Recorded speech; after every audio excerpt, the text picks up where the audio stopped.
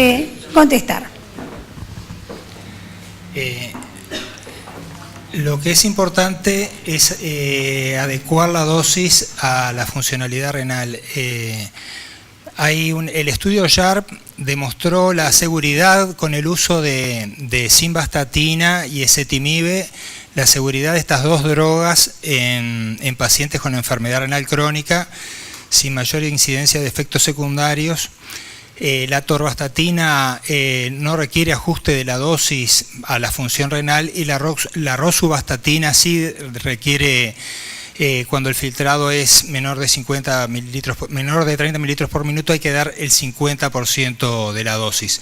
Pero que determinen caída del filtrado glomerular las estatinas no tengo conocimiento de eso. Muchas gracias, doctor Ríos.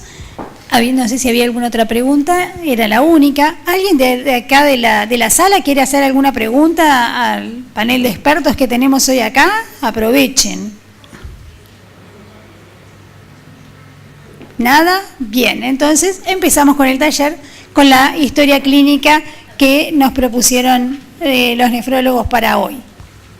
Que la tienen ya en las mesas y que la leo en todo caso para que les quede claro a todos.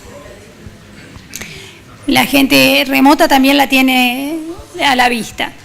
Entonces, en este caso clínico se trata de una mujer de 56 años, raza blanca, soltera, tejedora, vive en casa de material con luz eléctrica, agua potable y saneamiento. El motivo de consulta son edemas malleolares. Comienza hace 15 días antes de la consulta con edema de párpados, discretos al levantarse, y en los días siguientes nota edemas malleolares blandos, blancos que dejan godet. Niega disnea, palpitaciones y aumento de las cifras de presión arterial. Aceptable control habitual de glucemias capilares.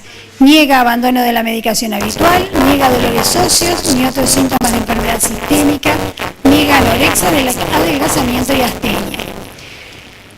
En el tracto urinario notó orinas espumosas en el último mes, niega hematuria ni otras alteraciones del tránsito urinario, tránsito digestivo normal. Antecedentes personales: diabetes mellitus tipo 2 de 5 años de evolución, tratada con dieta y antidiabéticos orales, con buen control de glucemias capilares. Hipertensión arterial de similar evolución, tratada con enalapril, 10 miligramos al día, buen control tensional, cifras habituales 130-75. Niega tabaquismo y alcoholismo, no consumo de AINES u otra medicación, ni yuyos. Antecedentes ginecobstétricos y menopausia a los 50 años, controlada periódicamente por ginecólogo, estudios sin alteraciones. Al examen lúcida, fenolneica, bien coloreada y hidratada, talla de 1,59, peso 61 kilos, edema de párpados, manos y miembros inferiores hasta rodilla. Mucofaringeo, no presenta caries, lengua húmeda, bien papilada. Cardiovascular sin particularidades, cardiovascular ritmo regular de 68 por minuto, ruidos normofónicos, silencios libres, pulsos presentes y sincrónicos. No varices, presión arterial 128/76, pleuropulmonar, sonoridad normal, mal conservado, abdomen blando, depresible, indoloro, sin visceromegalias. Fosas lumbares libres e indoloras. Sistema nervioso, visión y audición conservadas, no presenta déficit motor ni sensitivos periféricos. Ni la paraclínica presenta una orina con densidad 12, proteinuria 5 gramos por litro, escasos cilindros proteináceos. Una creatininemia de 1,4 miligramos por decilitro. El año anterior tenía en un control en policlínica una creatinina de 1,1 miligramos por decilitro. Natremia de 138, potasemia 4,2, calcemia 9,3, fosforemia 4. Glucemia 109, hemoglobina 1,6, 6,3%. Una hemoglobina en el hemograma de 11,3 gramos por decilitro, leucocitos 5.400, plaquetas 234.000. Proteinemia de 6,1, albuminemia 2,9, colesterolemia 300, LDL 125 miligramos por decilitro. Ecografía de aparato urinario muestra riñones de forma y tamaño normal, sin dilatación ni litiasis ni procesos expansivos. Vejiga de características normales, residuo postmiccional. Fondo de ojo, angiosclerosis leve, sin elementos de retinopatía diabética. Frente a esta paciente, entonces, nos planteamos la siguiente guía de discusión. Describa los planteos diagnósticos que realizaría en este caso. Aquí no está agregada, pero en cuanto a la diabetes de esta paciente, nos gustaría también que pensaran qué tratamiento debiera tener esta paciente hasta el momento actual en que hablábamos de una paciente con un buen control metabólico. O sea, qué fármacos hubieran planteado que tendría que tener esta paciente que no se mencionan aquí. Enumere los estudios clínicos y paraclínicos que solicitaría para confirmar su diagnóstico presuntivo y describa las indicaciones terapéuticas que realizaría. Con estas preguntas iniciamos el taller y después de media hora, entonces en media hora hacemos un plenario para ver las respuestas que todos tienen, tanto remotas como acá en la sala. Bueno, vamos a ver entonces cómo resultó la discusión de esta historia clínica, que la leímos ya hace un ratito. Así que vamos a ver qué opinan los diferentes grupos. Vamos a ver qué opinan los diferentes grupos entonces con respecto a las preguntas que hacíamos de esta señora que llegaba a nuestra policlínica. Y la primera pregunta que teníamos era describir los planteos diagnósticos que realizaría en este caso clínico. Y vamos por las mesas entonces.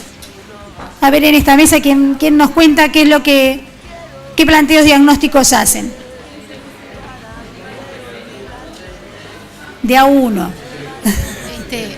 Nosotros en la primera pregunta planteamos que la paciente tenía un síndrome nefrótico dado por edemas maleolares de párpados,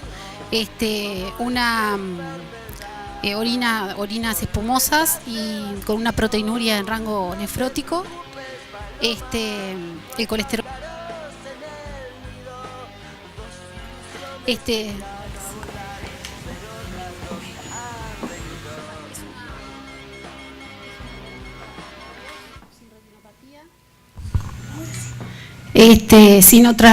sin repercusiones de la macroangiopatía en principio, con un IMC de 24 y portadora de un síndrome metabólico.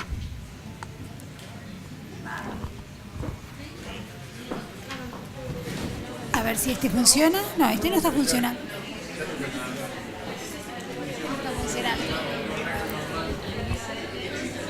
Bueno. Vamos por otra mesa entonces a ver si algún otro grupo tiene algún otro diagnóstico para aportar. Pasamos a ver por acá. ¿Es que le pregunta uno? La pregunta uno. Bueno, sí, lo mismo. Clínicamente tiene un síndrome nefrótico por los edemas generalizados, las características de los edemas, que se acompaña de orinas espumosas, y después se confirma la paraclínica por la proteinuria, rango nefrótico, la hipoalbuminemia, la hipercolesterolemia. Bueno, ese es el diagnóstico, y se acompaña de una insuficiencia renal por los valores de creatininemia. Y en principio... En el contexto de una diabética... No, pero después entraríamos en la etiología, eso sería otra cosa. No sé si ya querés que hablemos de eso. El diagnóstico es eso, ellos dijeron además que era una diabética... O sea, ese es el diagnóstico síndrome nefrótico. De acuerdo a la etiología, diagnóstico...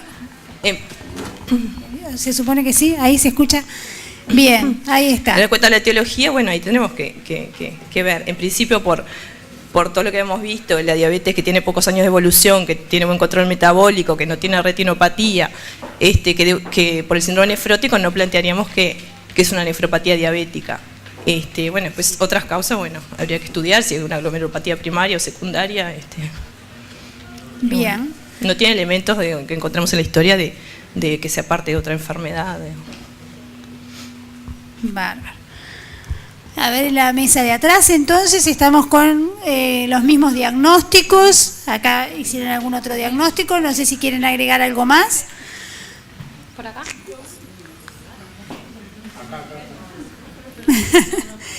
No, pero el planteamiento es el mismo. Mismos diagnósticos, síndrome nefrótico, una diabetes entonces en el contexto de un síndrome metabólico, como decían por acá. Dale.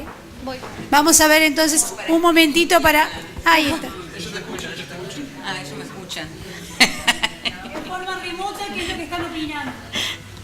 En forma remota planteaban también que se trataba de un síndrome nefrótico, que le llamaba la atención para plantear que este síndrome nefrótico, que se confirmaba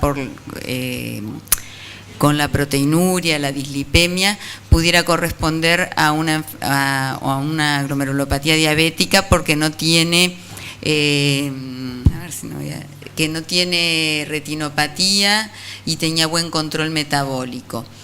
Pero entonces se planteaban si eso podía ser por causas secundarias o primarias, y de las secundarias se plantearon que en la presentación no habían elementos sistémicos que les orientaran a otras enfermedades sistémicas, y planteaban, bueno, después hacer todos los estudios para descartar, acercarse a las causas, pero que fundamentalmente, como no tenía retinopatía diabética además, les parecía que estaba justificado hacer una biopsia renal.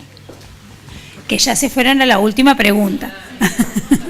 Pero bueno, bárbaro, entonces seguimos por acá, y aquella mesa decía que no tenía ninguna otra cosa para agregar. ¿Les preguntamos o no?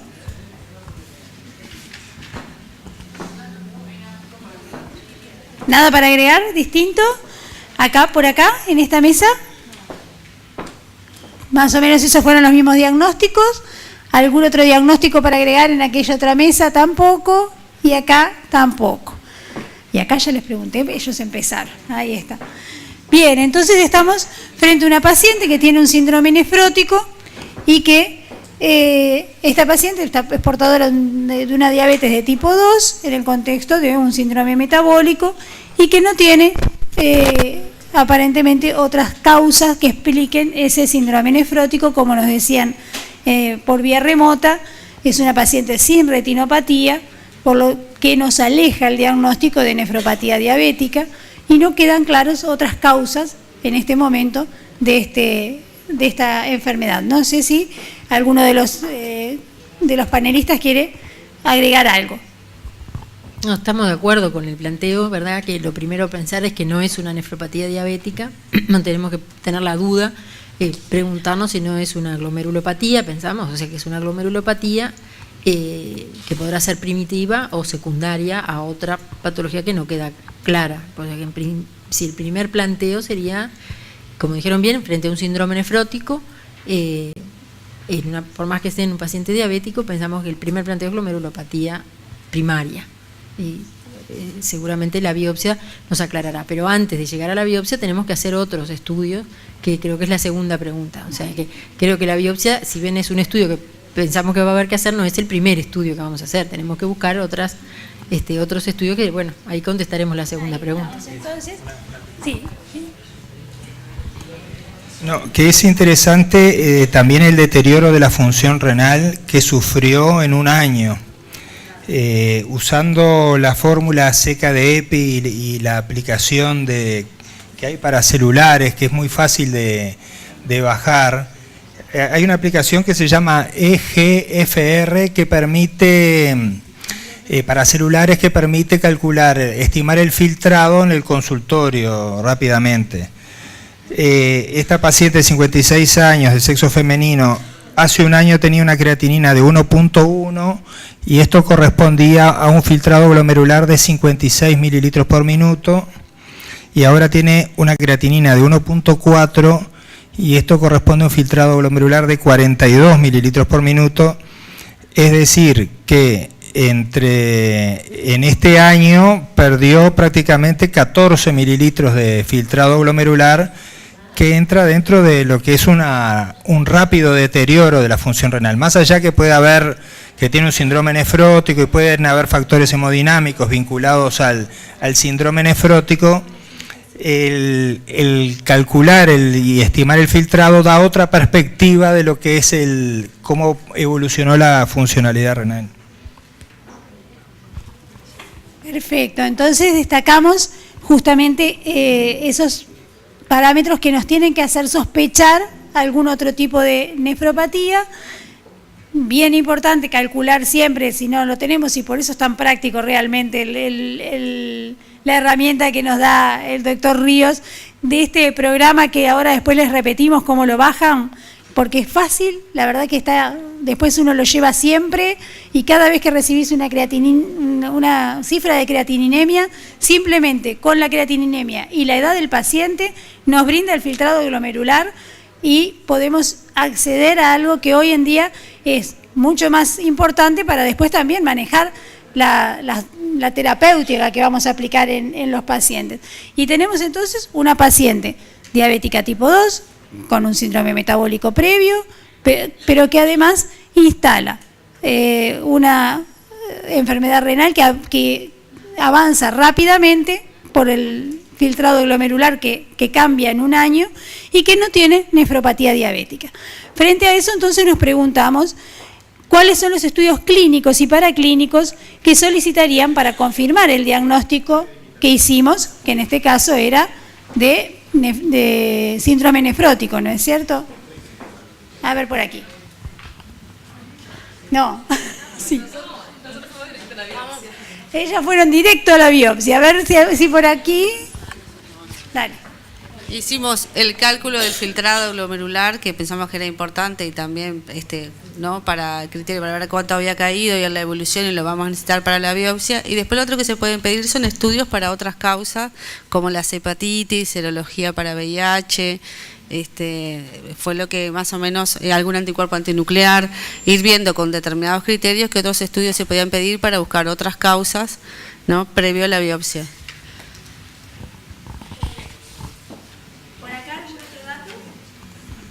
Bien, en la mesa de más atrás. ¿Qué otras cosas?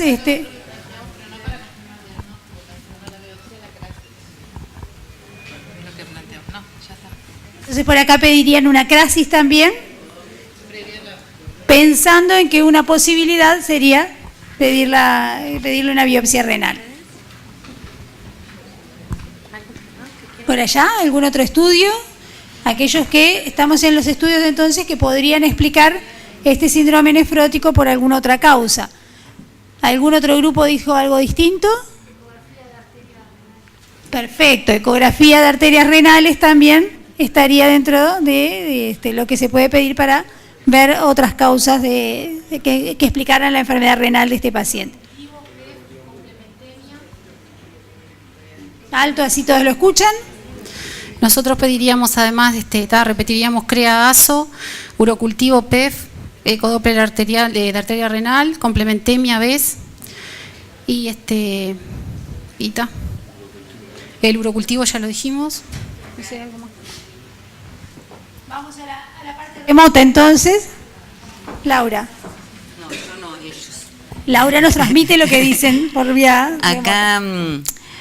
Sandra Bonifacino y otros compañeros plantearon que debían descartarse también, además de las paraneoplásicas y las inmunes, las causas infecciosas. Entonces pedirían una cantidad de marcadores virales de hepatitis, HIV, incluso plantearon creo que LUES, acá está BDRL, LUES, hepatitis, además de las inmunológicas y paraneoplásicas. Perfecto, más o menos también en la misma línea de lo que habían dicho entonces, descartando otras posibles causas. ¿Alguna otra respuesta? Bueno, ¿qué dicen nuestros especialistas? ¿Qué debiéramos hacer frente a este paciente? Entonces, ¿qué otras cosas debiéramos pedir? No, estamos básicamente de acuerdo con lo que pidieron. Yo quería destacar el proteinograma electroforético en sangre y en orina que ustedes plantearon, porque es muy importante tipificar cuando uno dice proteinuria, que realmente qué es lo que está perdiendo, porque eso nos permite decir si el síndrome nefrótico tiene una proteinuria solo albúmina, por ejemplo, como se ve en la lesión glomerular mínima, o se ven otras globulinas, se ven todas las proteínas, o si no es una verdadera proteinuria, sino una paraproteinuria. Si lo que se encuentra allí, por ejemplo, como algún caso vimos, puede tratarse de un paciente que tenga un pico monoclonal, tenga una gamapatía monoclonal o un mieloma, y lo que estamos encontrando en orina son cadenas livianas, o ¿verdad? Que eso nos permite orientarnos en otro diagnóstico. Que el paciente no tiene una anemia, como para no pensar en eso, pero más de una vez nos hemos encontrado que vamos a buscar y tiene la proteinuria, que nos explica la hipoalbuminemia, pues seguramente tiene una proteinuria y además una paraproteinuria. O sea que buscar eso es ¿no? Me parece que es importante. Lo otro que queríamos comentar, que el deterioro del filtrado, como señaló Pablo que lo tiene, puede haberse instalado en forma crónica o puede también ser un deterioro más o menos agudo vinculado al síndrome nefrótico. El síndrome nefrótico por sí mismo puede a veces determinar una caída aguda del filtrado y eso también, eso tenemos que tener hacer un seguimiento, ¿no? Porque claro, en el momento donde uno lo ve, si fuera hace una semana uno sería más, o si tuviera más de una medida a lo largo del año, pero como tenemos una hace un año, el año anterior y otra ahora, bueno, tenemos que valorar eso también un poco. Y la otra cosa que también es la proteinuria, que está medida en gramos por litro, pero la medición en gramos por litro, como ustedes saben, sufre variaciones dependiendo del grado de hidratación que tenga el sujeto. Si el paciente está muy bien hidratado y tomó mucho líquido, va a eliminar más orina y la orina va a estar diluida, y al revés cuando tomó poco líquido. Entonces conviene cuantificar la proteinuria, y hay dos maneras. Una es recolectando orina de 24 horas y midiendo la cantidad de proteínas en 24 horas, y la otra es en una orina aislada relacionarlo a la creatininuria, y es lo que se habla del índice proteinuria, creatininuria o albuminuria, creatininuria, y el resultado se mide en gramos de proteínas por gramo de creatinina eliminado o en miligramos de albúmina por gramo de creatinina eliminado. Y ese es un equivalente a la proteinuria, es bastante cercano al valor de la proteinuria de 24 horas, y nos permite eludir el tener que recolectar orina de 24 horas con el error que eso conlleva.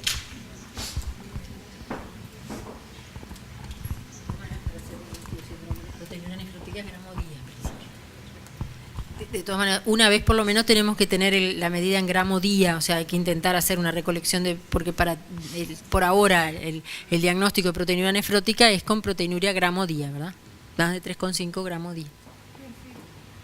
¿Alguna pregunta en este momento? ¿Quedó claro entonces todas las aclaraciones que se fueron haciendo? Una vez que tenemos estos resultados, describa las indicaciones terapéuticas que realizaría. ¿Qué le diríamos a esta paciente entonces en el momento de la consulta? Nosotros, a ver por allá. En el fondo, ¿sí se animan?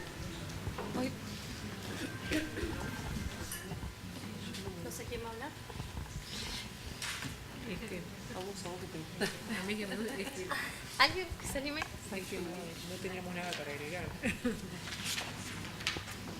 No quieren hablar. Bien, entonces, a ver, seguimos por el fondo. A ver, por allá.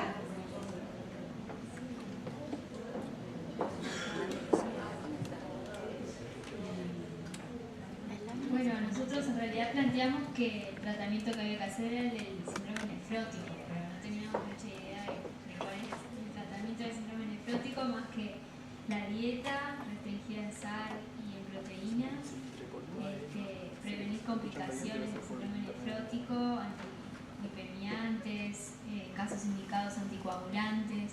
Planteamos la posibilidad de dar diuréticos también, control de presión y suplementos de vitamina D habíamos puesto también. Bien, ¿algo para agregar en la mesa de acá adelante? ¿Sí?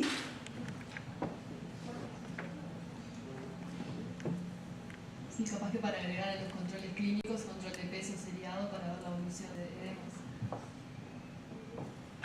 Perfecto. Acá adelante, seguimos para adelante. ¿Algo más para agregar?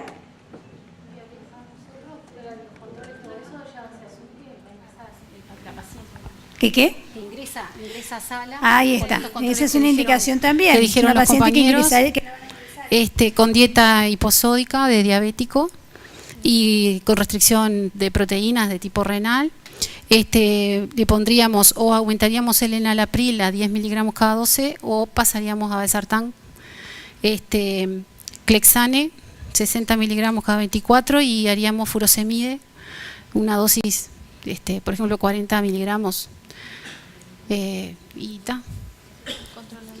Y control de diuresis y bueno, el control de peso, como dijeron los otros compañeros, que está perfecto. Y el tratamiento de la diabetes insulinizaríamos. Al Bien. ingresarla insulinizaríamos. Así, durante la internación ya la insulinizaría. Claro, haríamos hemoglucotest Por estar preprandiales y uno postprandial, como hacemos Perfecto. habitualmente. ¿Algún planteo de insulinización? Y no discutimos bien un planteo específico. Está bien. Pero se puede empezar vemos en base a los hemoglucotest seriados, empezar a 0,2 unidades kilo y hacer 2/3, 1/3 y tal, lo típico. Como un plan Claro. convencional, digamos, ese es el plan de internación. ¿Alguien quiere agregar algo? A ver, en esta mesa de... ¿Que se nos fue alguien? ¿Más o menos por el mismo lado? Perfecto. Y nos faltó acá, ¿no? ¿Ya dijimos? Lo único que agregamos nosotros es la metformina, disminuirla a la mitad de la dosis y nosotros no insulinizaríamos, pero está. Ahí Eso, está. nada más. Asumieron que la paciente venía tratada con metformina y si no, Creo que si no decía. se interna, entonces... No decía, No, decía nosotros por preguntamos que glicemiantes hicieran un trabajo de qué drogas podía tener hasta este momento que tenía una diabetes de poca evolución y que estaba con antidiabéticos orales. Sí, entendimos que está estaba con bien metformina, está. pensar que probablemente venía con metformina, porque es la droga de elección para iniciar el tratamiento de una diabética, que no nos habían mencionado que en ningún momento marchara mal con su diabetes, así que podría ser una paciente que estuviera tratada con metformina hasta el momento actual. Y en ese caso, por el filtrado glomerular que traía, por lo menos habría que disminuirlo si la paciente sigue en su domicilio el tratamiento y si sigue con este filtrado glomerular. En el caso de que la internamos, una buena opción sería ver si es necesaria la insulinización de acuerdo al control metabólico que tenga. No sé si ¿qué nos quieren decir los panelistas? No, ¿la gente remota? No dijo nada más. Me había olvidado. Más que los diuréticos que habían dicho, el control de la presión arterial. No. Del tratamiento, habían enfatizado el tratamiento de la dislipemia, los diuréticos, el control de la presión arterial, pero no han avanzado más en los planteos de terapeuta. Muy bien, no sé si quieren agregar algo más.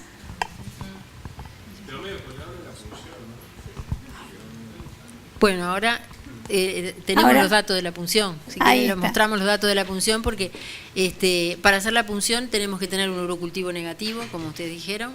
Tenemos el urocultivo y que sea negativo. Perdón. La ecografía ya estaba realizada. Se hace la punción bajo ecografía y tener un estudio de CRASIS, ¿verdad? Una coagulación que esté normal. Con esas condiciones, normotensa la paciente, que estaba por lo menos en este momento, se hizo la biopsia y tenemos unas imágenes para mostrarles. Les leo el informe. En una muestra córtico-medular con 13 glomérulos, 1 en vías de obsolescencia, los restantes evidencian un patrón colapsante, discreto aumento de la celularidad mesangial, escasas células circulantes linfomononucleares. Con la técnica de Jones se observan holes, que son espículas. Esto es diagnóstico de una glomerulopatía membranosa. A nivel túbulo intersticial tiene una lesión tubular moderada, 10% de fibrosis y atrofia tubular, con una imagen sugestiva de inclusión viral en un núcleo de célula tubular.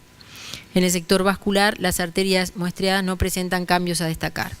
La inmunofluorescencia se realizó en cortes a congelación y ahí se veía en la siguiente, ahí están los holes, ¿verdad? En todas las membranas.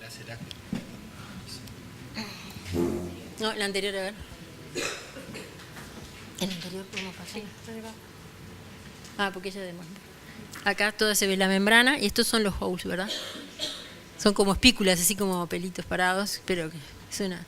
Esto confirma, con esto solo ya confirmamos que es una membranosa, prácticamente de lesión.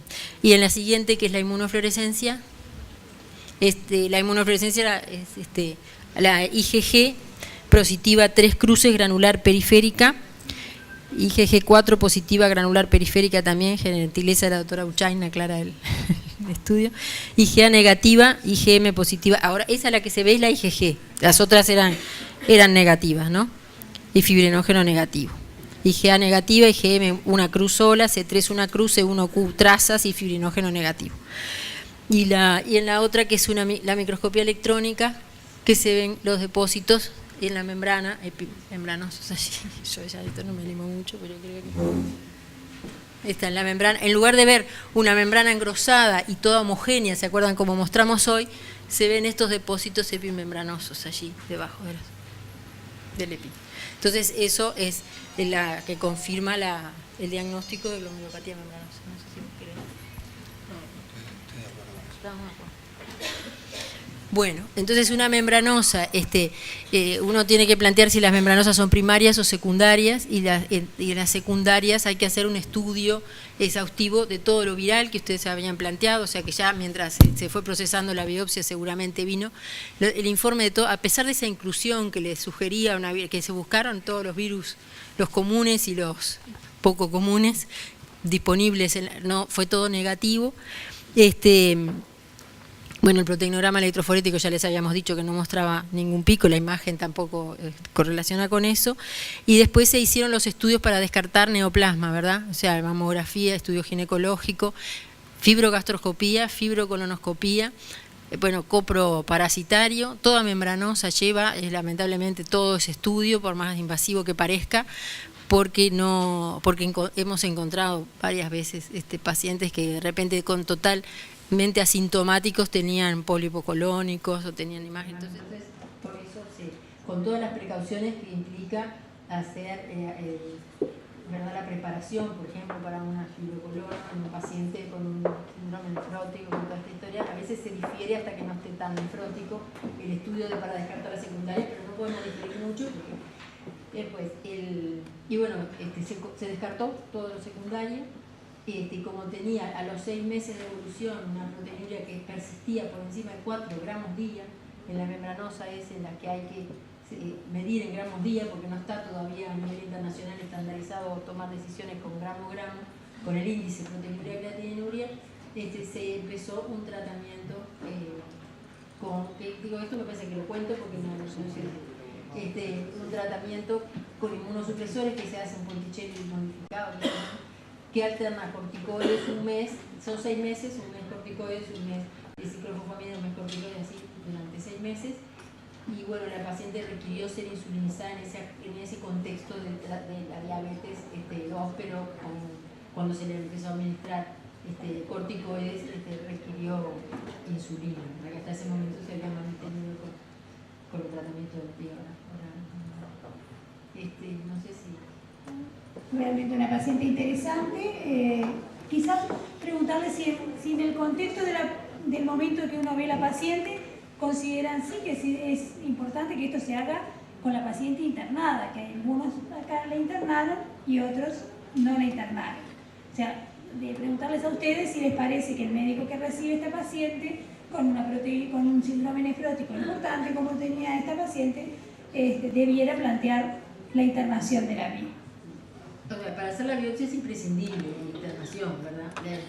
Por lo menos 2 días después de la biopsia. Hay algunos pacientes que uno puede biopsiarlo, solo ingresan, se biopsian y se van. Esta paciente que tenía un deterioro de la... Perdón. Esta paciente con un deterioro, eso es lo que nosotros llamamos un síndrome nefrótico impuro, ¿verdad? Porque tiene insuficiencia renal. Entonces, este es un riesgo porque uno encuentra un deterioro del filtrado. Ahora, si eso va a seguir estabilizado y se va a quedar con ese filtrado, bueno, eso no lo podemos saber.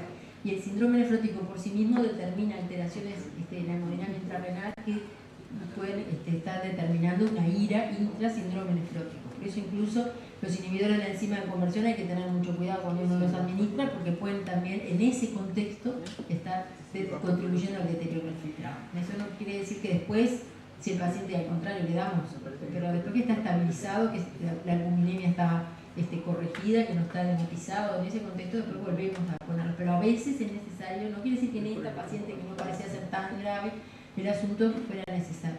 Después no tiene derrame pleural, no tiene, ¿verdad?, citis, por lo menos clínicamente, entonces uno piensa que no necesitaría, por ejemplo, una bomba de furosemide, pero por lo menos unos días, hasta uno ver cómo es la evolución del filtrado glomerular, ver si decidir la respuesta que tienen los diuréticos y decidir la biopsia, uno le ingresaría, porque estamos en un riesgo de que desencadene una ira y que nos venga a la próxima consulta con un deterioro muy severo del filtrado glomerular. Entonces, yo estoy de acuerdo en la internación, no le pondría una bomba de furosemide, la manejaría por vía oral, trataría de coordinar la biopsia a la brevedad, después de hacer todos estos estudios que dijimos, no es mañana la biopsia, ¿no? Porque tenemos el cultivo, que le hacemos el ecodoppler, o sea, tenemos que hacer 3 o 4 cosas, pero en el correr de la semana uno estaría pensando que la biopsia es limpia. Perdón, no, yo quería hacer una pregunta aprovechando que tenemos tan buenos nefrólogos. En la clínica, ¿qué punto de corte utilizan o recomiendan para suspender IECA o ARA2 de creatina? Bueno, ese es motivo de una de las charlas, pero concretamente en el programa de salud renal estamos usando IECA y ARA2 incluso en pacientes con etapa 4 y 5. Si uno les pone el IECA o el ARA2 y el filtrado se deteriora mucho más, en general se habla de un valor de un 30%, pero también eso hay que vincularlo a la situación clínica, ahí se puede considerar no usarlo, pero sí, en general cuando uno le pone el IECA y ARA2 o el ARA2 puede haber un deterioro leve de la función renal inicial, pero a largo plazo modifica la pendiente y es por eso que se recomienda y hay que intentar mantenerlo, incluso frente a otras situaciones. Hay un trabajo que lo mostramos en la charla con filtrados menores de 30, en que aún en esas situaciones los IECA y ARA2 persisten demostrando ese efecto beneficioso sobre el deterioro del filtrado glomerular a largo plazo. O sea que si el potasio lo permite y se siguen manteniendo. Sí, hay una particularidad, creo que son dos contextos distintos que es importante clarificar. Una situación es, como refería Pablo, en la enfermedad renal crónica, en un paciente estable que estamos siguiendo en policlínica, que va en una lenta progresión, puede llegar a entrar a diálisis sin habérsele suspendido jamás los inhibidores de la enzima de conversión, los bloqueantes de receptores de angiotensina, porque básicamente protegen el deterioro de la función renal. Otra situación bien distinta es esta paciente o un paciente que va a ser hospitalizado por un episodio agudo en el cual hay alteraciones hemodinámicas en los cuales los inhibidores de enzima de conversión, como dijo Liliana, pueden ser más deleterios que beneficiosos. Es muy frecuente que en una situación de hospitalización pueda ser necesario la suspensión transitoria, pero siempre con la idea de que a largo plazo tenemos que volver a ellos. Y lo otro es que no hay dudas de que es beneficioso en presencia de proteinuria, ¿no?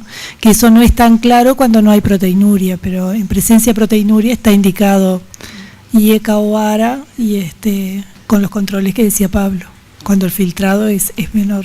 Pero no cuando tenemos un síndrome nefrótico recién instalado, porque esto puede parecer contradictorio, pero no es. A ver, claro, el síndrome nefrótico, como tiene esta paciente, agudo, con hipoalbuminemia, porque uno puede tener un paciente proteinúrico años y no tiene hipoalbuminemia.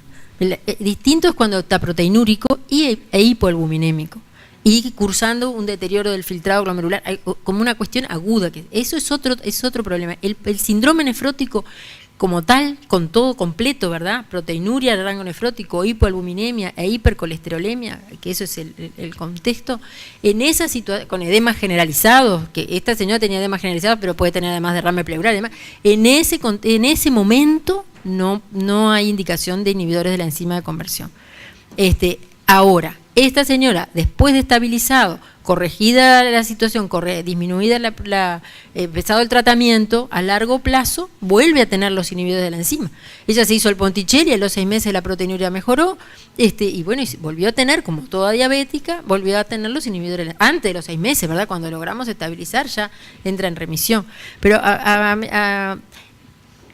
los inhibidores de la enzima y los ARA, todos son fundamentales para el control de la proteinuria, para enlentecer la progresión de la enfermedad renal crónica por múltiples acciones que tienen, antifibróticas, no solo hemodinámicas, sino antifibróticas. Pero en el medio del síndrome nefrótico no es el momento de ponerlos, por ejemplo. Esta señora lo tenía, yo capaz que no sé si saldría a suspendérselo así a lo loco, vería a ver un poquito cómo evoluciona, pero si no los tuviera no sería para ponerle, o sea, no es vemos una proteinuria y ponemos inhibidor de la enzima. Hay que ver que no esté el hipoalbuminémica y que esa proteinuria no esté en el contexto de un síndrome nefrótico. Y después sí, por los años de los años seguimos con los inhibidores de la enzima y no hay como dijo muy bien Pablo ya, no hay un rango que nos diga tal minuto hay que suspenderlo. Creo que la exposición ha sido sumamente clara. No sé si, creo que no nos resta ningún otro punto de la discusión. Si hay alguna otra pregunta para el panel de expertos. La pregunta ¿es IECA o ARA? Porque yo a veces he visto que se asocian. He visto pacientes que están con los dos. Entonces, ¿cuándo es que se le asocian los dos?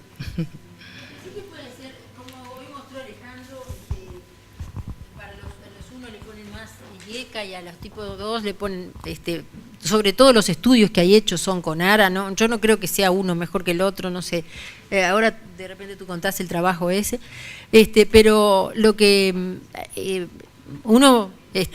a veces los pacientes no toleran los IECA porque tienen tos o eso, entonces uno los pasa a ARA 2. La asociación tiene sus riesgos, ¿verdad? La asociación tiene más riesgo de hiperpotasemia, tienen más riesgo. Entonces es muy discutible. Si bien en un momento hubo un estudio que mostró, después ese estudio incluso tenía problemas serios de diseño y demás, de manera que no sé, ¿tú querés decir algo de eso que ya lo mencionaste? No, cuando el paciente tiene función renal normal y tiene proteinuria, a veces la dosis antiproteinúrica es mayor que la dosis antihipertensiva. Y bueno, se puede intentar asociar cuando estamos, por ejemplo, en dosis máximas de uno de ellos y bueno, puede ser útil asociar el otro. Ahora, eso es cuando no hay insuficiencia renal. Cuando hay insuficiencia renal ya el riesgo de hiperpotasemia y de deterioro agudo o insuficiencia renal aguda del filtrado aumenta. Y el otro punto es que recientemente salió un metaanálisis que analizó 23 trabajos de IECA versus placebo y 13 trabajos de ARA2 versus placebo y encontró que los IECA sí tenían un buen beneficio en la prevención, sobre todo de eventos cardiovasculares, que no los demostró el uso de ARA2. Pero bueno, es un metaanálisis bien reciente y que requiere más confirmación, ¿tá? Es decir, es algo reciente que requiere confirmación. Resumiendo cualquiera de los dos, y cuando se ponen los dos hay que tener mucho cuidado, o sea. Y hay veces que porque se necesita mucha medicación antihipertensiva también. No, que también es frecuente que en los pacientes diabéticos se requiera el uso de muchas drogas, de a veces 3, 4 drogas, para lograr la normotensión. En pacientes con función renal normal, proteinúrico sobre todo o no, podría llegar a estar admitida la asociación con las precauciones que se han señalado. Los mayores riesgos son sobre todo en los pacientes añosos o con alguna disminución del filtrado glomerular y episodios agudos, sobre todo de IRA. ¿Alguna otra pregunta?